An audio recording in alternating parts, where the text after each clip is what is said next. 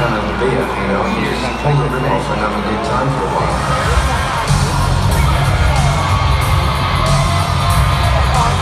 We're all from Sheffield, New Zealand. It's a very industrial town. We were destined to start working in a factory. We were prepared to do anything we could to get out of that mundane lifestyle. We were just a bunch of kids that all had a common interest in music. When I saw Mark Bowler on top of the Pops, in his feather bowler and his hair, I just remember looking at the telly and saying, I want to be him. We decided to rent a rehearsal room and just have a go at writing songs. We had the arrogance in us to think that once we got going, that we could be the biggest band in the world.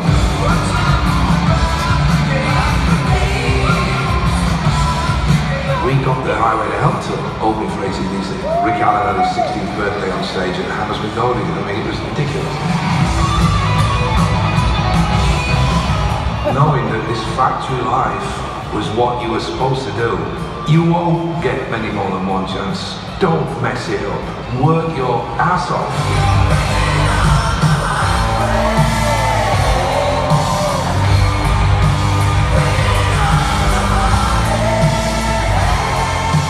When we went in the studio to make Pyromania, we were trying to develop a new style.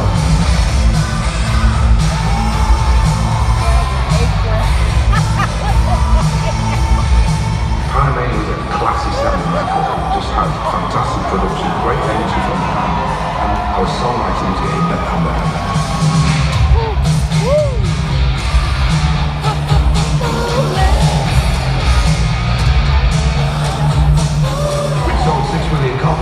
We were headlining 55,000 people, selling out faster than Led Zeppelin did. We were just like, wow, this is insane. We didn't see any reason to stop going like this. We got this phone call. Rick's had this awful accident, he severed his arm. I didn't think I'd be able to do anything again. He's like a brother, he's part of the family. It's up to him to tell us that he can't play it. I realised that I could still play just using my feet, so that was really encouraging. Rick had that vision and he could do it better than he used to.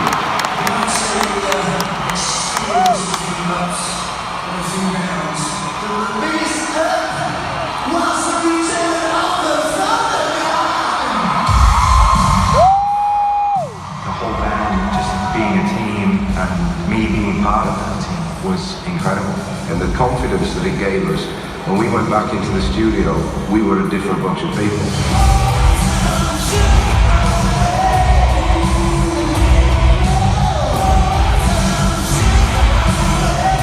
From the day we started in '77, we wanted to be the biggest band in the world. And by the time that album came out and the tour kicked in, we were.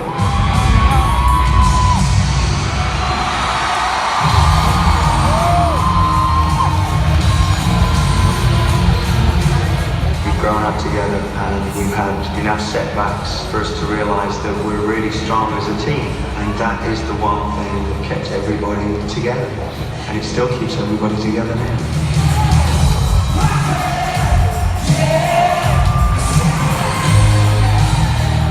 I want Def Leppard to be remembered for the songs, simple as that. We took the opportunity that we were given and we didn't waste it.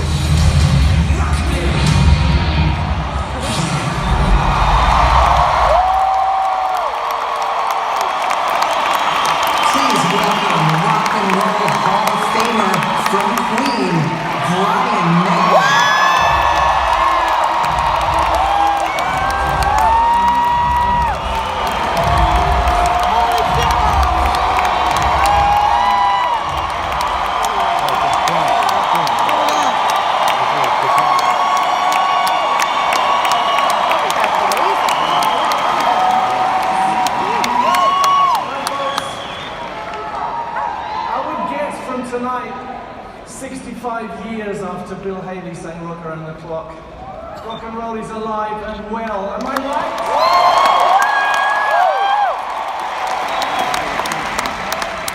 The greatest job in the world. I am so honoured and privileged to be importing Def Leppard into the Hall of Fame. What an amazing I can't do auto-cue, but I can do bits of notes. It's old school, okay? Forgive me.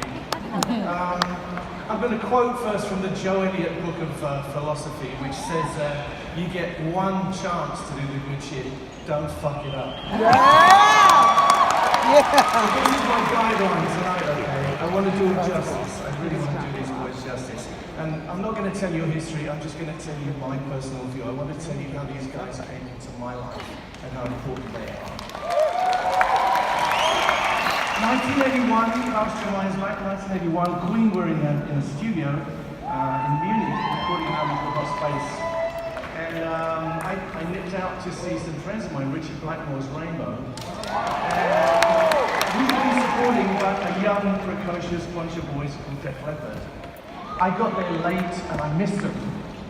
And I felt so bad about it, I sought out the dressing room and went in to see them, so I poked my head through the door and said, "Hi guys, I just wanted to say hello because I miss you, I'm really sorry. I'm Brian May from Queen." And they said, as a man, they said, "No shit." Which was kind of nice, so I think we got on from that point, and they told me that Queen had been a great influence on them, which is always a great thing for me to think about. Cut to 1983, you know what you do when you're on tour? We're out on tour, and when you're in the cars and the planes and whatever, you hit the button to see if anybody's playing your record. So this is what I'm doing, I'm chugging around. Every time I hit the record, every time I hit the button, I'm hearing this amazing kind of clang, sort of arpeggiated guitar. I'm hearing amazing harmonies, this big juicy bass line, I'm hearing these huge fat drums. And it's not Queen, it's these young precocious boys. And the song is Photograph. This amazing song, which catapulted them to fame. It was never off the radio at that time, and before the album was finished that it came from, Hysteria, they'd sold 10 million copies of that album, which is pretty rare. 10 times platinum album. Okay, cut to September '83. I'm in Los Angeles again. We're recording an album, which this time is The Works, I think. And I go out.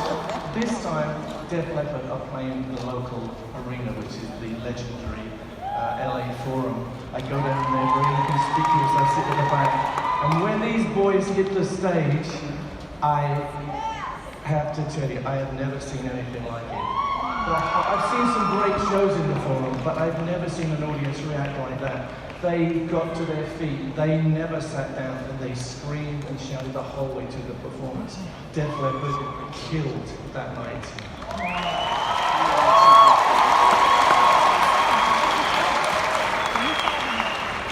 I went backstage to see them afterwards. They invited me, and just like when we first played in the States, all their mums and dads are there, very proud mums and dads, and I get introduced to them. And the boys say, "Will you come up and play with us tomorrow night?" Not too nice. So I said yes. And the rest is history. We played Traveling Band. It's history, except to say that I nearly lost my career and my life because this is pyromania, and the production has all kinds of fire. You know what that is? And actually Joe warned me. He said, "Watch out for the fireworks at the end." I think, just be careful. But I'm at the end, we finished traveling, and we're up behind the drums, and there's a kind of chasm in front of us where the fire's about to come out. I have no idea. I'm gone. I'm like giving it all this, and Joe's going, "Brian, Brian," and I'm thinking he's just kind of appreciating me, you know. He's going, "Brian, Brian, I'm fine." Anyway, this huge sheet of flame comes up behind me, and just in time, Joe's dragged me out of it. Otherwise, I wouldn't be here tonight. So early on in our career, Joe Elliott saved my life.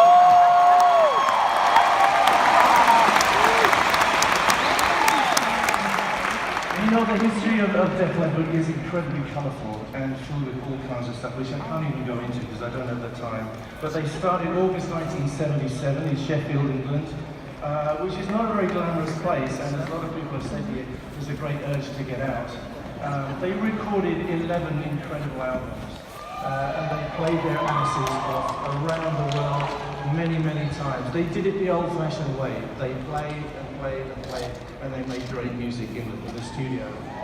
They sold eventually more than 100 million albums.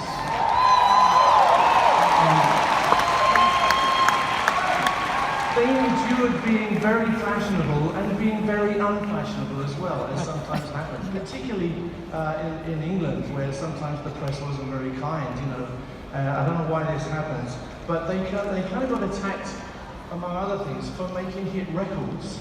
Now, can I just remind you what some of those hits were? We got Bringing on the Heartbreak, Photograph, Pour Some Sugar, Armageddon, Hysteria, Let's Get Rocked, When Worlds Collide, Animal, Love Bites, Rocket. It's a lot. That isn't even a full list. They released 50 singles, most of which were hits, and many were number ones.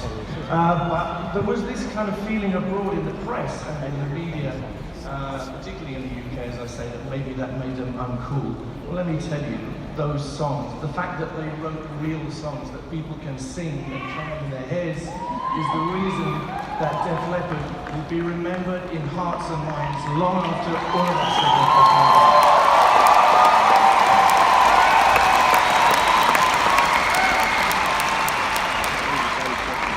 Something about their endurance. You know, the Def Leppard band is a family, an evolving family. I would say the amazing bass man, Rick Savage, is really the founder member. He's the only guy who was there at the beginning and he's here at the end. It's not the end, it's the continuing story.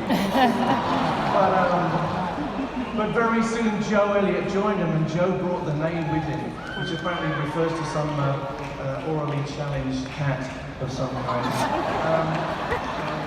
So these stalwarts are the very birth of the band. But the family grew and evolved and faced all kinds of adversity. The loss of drummer Rick Allen's arm in 1984 was a massive shock and setback, which would have ended the career of a lesser band. But thanks to the incredible fortitude of Rick himself in bringing himself back,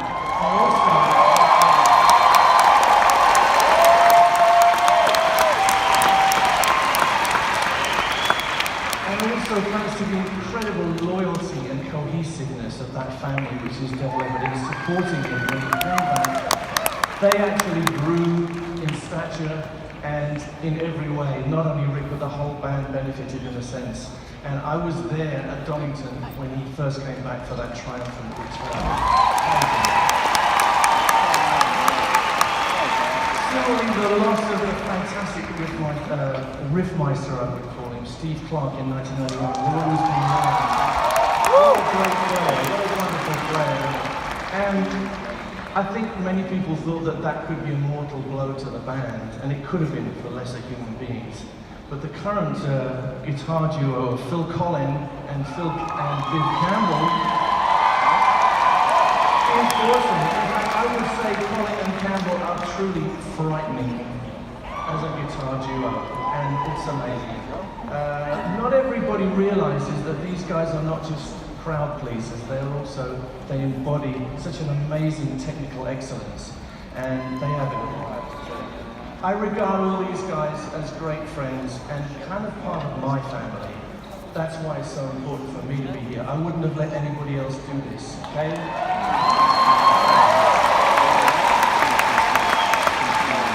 They all turned up for our Freddie Mercury tribute, which was 1992. We played together. And Joe and I, in particular, have shared many precious and fun moments, snatched among the madness of touring life. We have a strong bond, and he's one of my dearest pals. When Steve died, Joe says that the first phone call he got was from me. And when the news got out of Freddie's passing, first phone call I got was from Joe Elliott.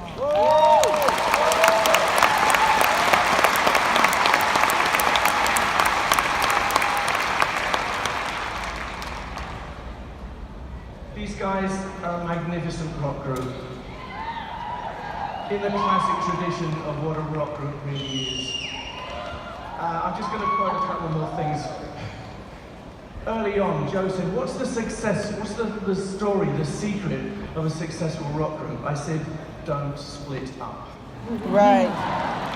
A few years later, he came back and he said to me, I have a couple of other secrets to being a successful rock group. You have to not get fat and you have to keep your hair. did not get back, they did not lose their hair, they did not split up, and they're here tonight, ladies and gentlemen.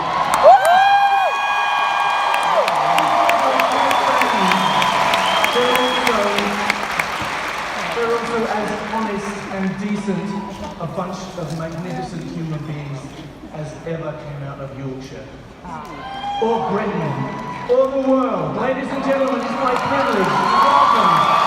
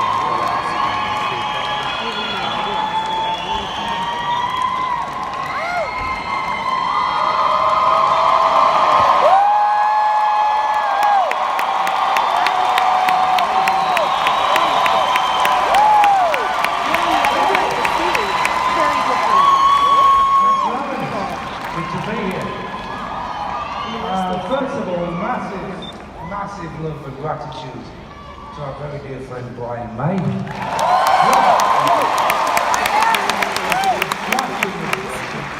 We love you, mate, and congratulations on the incredible success of the movie.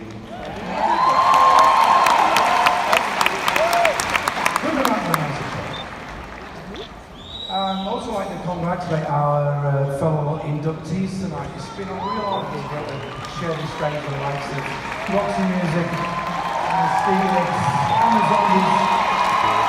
Artists that we have admired from a distance for many years.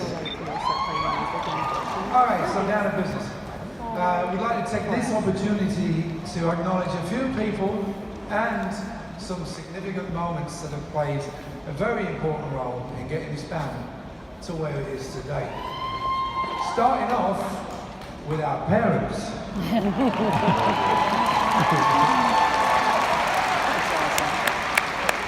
Now back then we were just a bunch of teenage wannabes, living at home, dreaming the dream, and so without their help and encouragement, it would be a lot tougher to be standing up here on this stage tonight. My mum, for example, taught me my first 3 chords when I was 8 years old. I've learned 2 more since, and I've realised you don't actually really need them at all. My dad, who lent us £150 to make our first ever recording back in 1978, which was absolutely the launch pad for this very wild ride that we have been on ever since. That's just 2 examples of what our folks did for us along the way. And I could stand here all night with great tales of parental, support and what have you. But basically, as a major significance, it goes without saying that without their help and their financial support or otherwise, things would have turned out very, very different. So, thank you, moms and dads. Thank you very much. Another significant moment in this band's birth was the simple act of missing a bus, which is something that I did on 1 August night in 1977. By deciding to walk home instead of waiting for the next one, fate would have it that I would bump into a young kid who I knew to be a pretty good guitar player. That kid was a guy called Pete Willis. Pete was the co-founder of this band and one of the best right hands in the business. Now sadly, Pete couldn't be with us tonight, but I want to emphasise how very important Pete's role was in this band in the early days. He was a terrific player. He had a very mischievous sense of humour, but he brought plenty of great musical ideas to this band. And it was Pete after a chance meeting in a college canteen, both reaching for the same guitar magazine, they introduced us to the late great Steve Clark.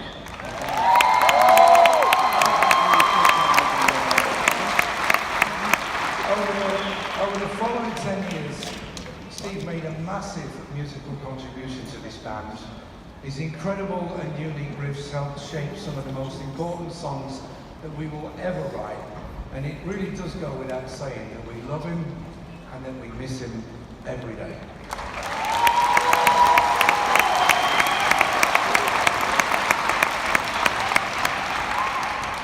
Two gentlemen who helped take us to a level that we could only previously have dreamt about were Cliff Bernstein and Peter Mensch. They formed Leppard Management, and they looked after us for the best part of 25 years. We will always appreciate the fact that Peter bankrolled this band for years until things started to take off. And boy, did they take off. But not before the most significant contribution that Peter and Cliff ever made, which was introducing our music to our future producer, co-writer and mentor, Mr. Robert John Monk Blank.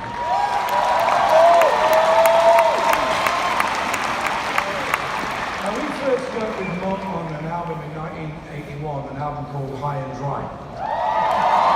Which was a record, but it was 1983 that saw us move into a whole new orbit with the phenomenal success of the album Pyromania.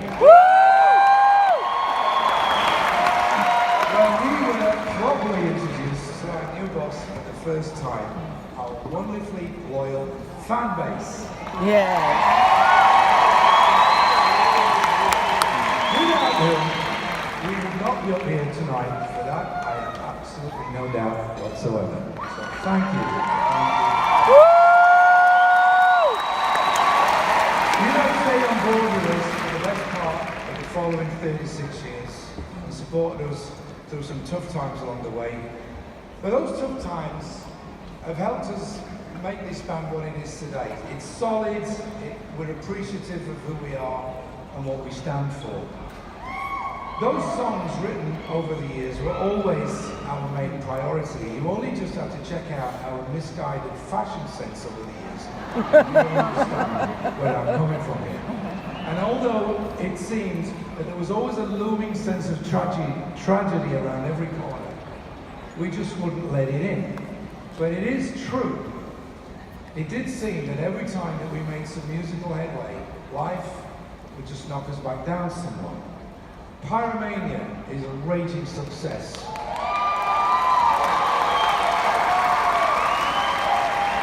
And then Rick has a life-changing accident. He survived it and came out the other side stronger.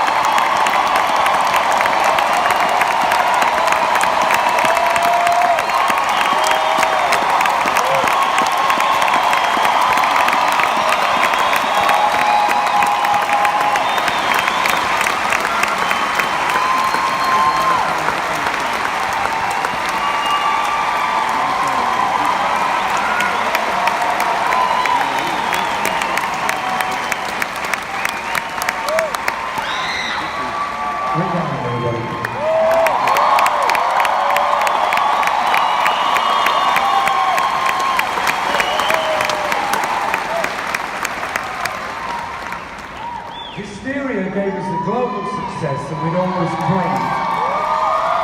But then we lost Steve. But we survived, and we came out the other side stronger people. And that's the way that it's always played out throughout our career. So let's face facts, people here. If alcoholism, car crashes, and cancer couldn't kill us, the 90s had no fucking chance.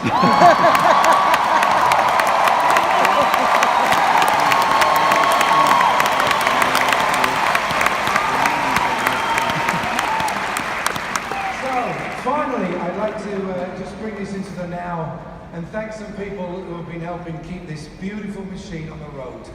Hopefully for many, many more years to come.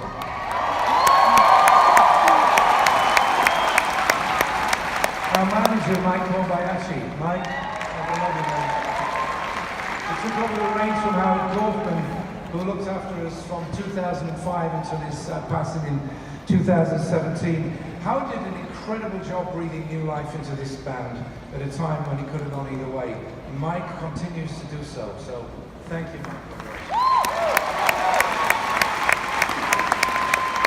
To our friends at Universal Records, past and present, especially present, and to our families, to our wives, to our children who help keep us grounded.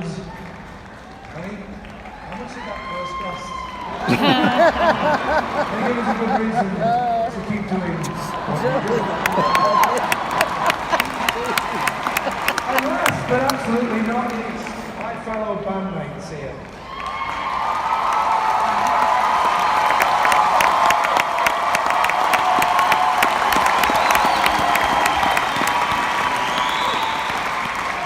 We're not blood, but we're the closest thing to brothers that this only child has ever known. I couldn't and I wouldn't want to do it without these guys. Right. Thank you.